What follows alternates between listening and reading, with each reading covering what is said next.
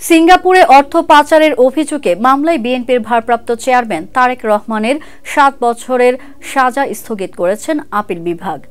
একই মামলায় তারেক রহমানের বন্ধু ও ব্যবসায়ী গিয়াস উদ্দিন আল মামুনের ৭ বছরের সাজাও স্থগিত করা হয়েছে। মঙ্গলবার প্রধান বিচারপতির নেতৃত্বাধীন আপিল বিভাগ এ আদেশ দেন। আদালতে তারেক রহমানের পক্ষে শুনানি করেন ব্যারিস্টার কায়সার কামাল, সঙ্গে ছিলেন barrister Nasir Uddin Asim, barrister Mohammad Zakir Hossain, advocate Zakir Hossain, advocate Ajmal Hossain.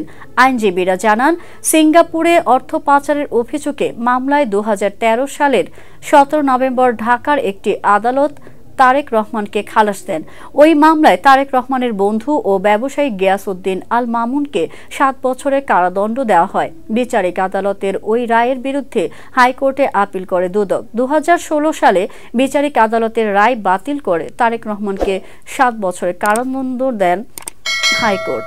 এই সাজার বিরুদ্ধে আপিল বিভাগে আবেদন করা হয়।